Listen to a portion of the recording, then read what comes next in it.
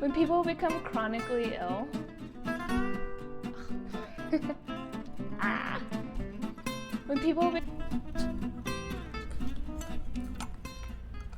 Hey guys, my name's Andrea. Welcome back. This is my part 2 of my chronic illness story.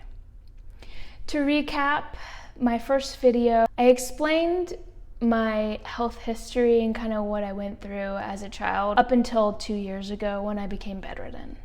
And in this video, I'm going to explain my symptoms, what I went through, what I did to get to where I am now, and what I'm currently doing. But before we get started, I wanted to ask you guys to share your health journey with me. Just comment below and I would love to connect with you guys. I'm going to start off with my symptoms. So I had a huge list of symptoms. I don't even know where to start, but I'm going to start from the head and try and work my way down. I had a lot of psychological symptoms like anxiety, depression, hallucinations. I was hearing things. I had extreme mood swings. I'd be on the kitchen floor crying, and then the next minute I'd be laughing, and within a minute of that I would be screaming. Working my way down, I had a lot of vision problems, flashes of light, blurriness. I had swelling in my tongue, throat, tightness of chest, felt like I was having a heart attack a lot. I'd get the numbness and tingling in my arm. I had digestive issues, whether it was bloating, constipation, diarrhea, nausea, just pain in general. I had burning in my hands and my feet, numbness, tingling, and I had pain all over my body, including my joints.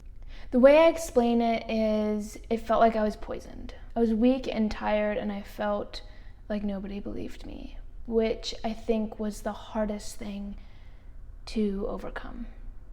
I ended up going to a bunch of specialists, rheumatologists, allergists, cardiologists. That's when I found out about POTS, and also I was borderline lupus. My markers weren't super crazy high, so they didn't have a reason to treat or diagnose, which I'm okay with.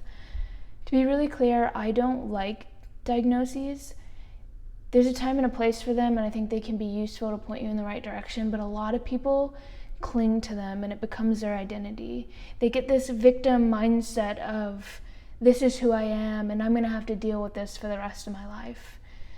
Well, that's not true. And in Romans 5, verse 3, it talks about suffering. It says that suffering will produce endurance, and endurance will produce character, and character will produce hope.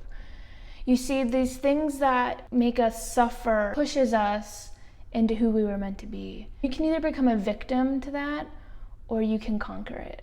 Now, what did I do to conquer it? Well, there are 4 main things that I think really pushed me to where I am today. The first one is the carnivore diet. Like I said in my other video, I was down to 1 food. I was eating cauliflower. I was having crazy histamine reactions.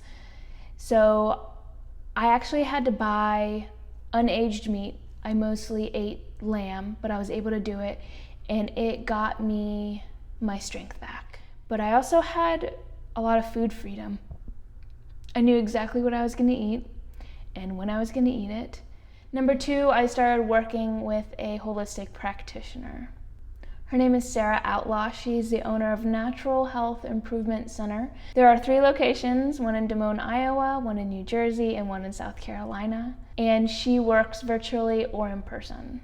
She was able to get to the root cause of my symptoms and recommend the correct supplements for my body. I highly recommend working with somebody, and I'm so lucky that I'm getting to work with Sarah. She has personally been through Lyme herself and has a very huge heart. Number 3, I started implementing grounding and red light therapy.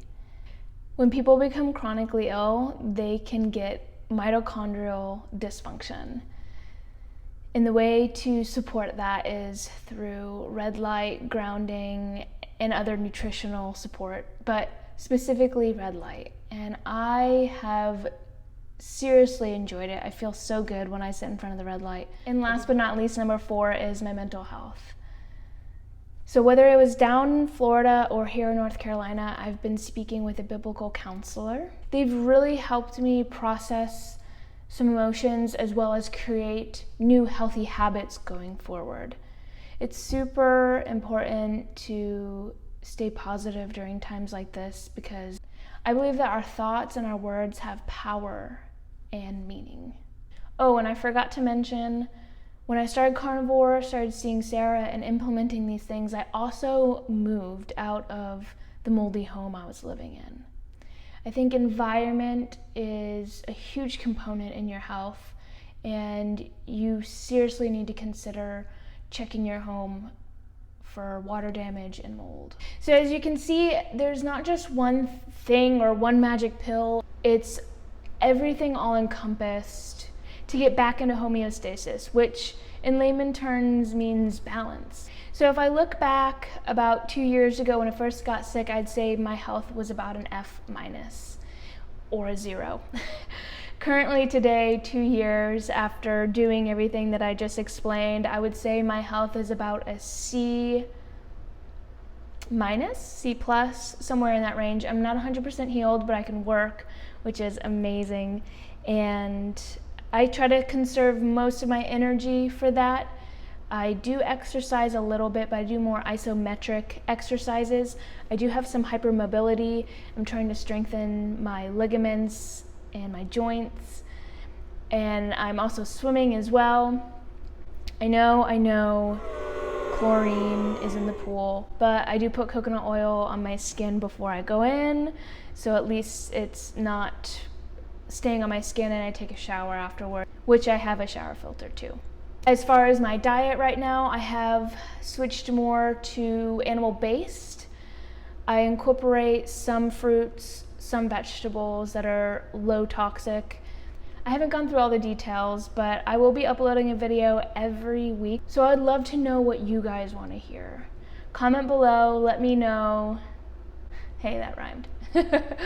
Comment below and let me know what you guys want to hear next. I will be uploading every Saturday, and I hope that I have brought you some encouragement as well as shined light in a dark place. Thank you. I will see you next time.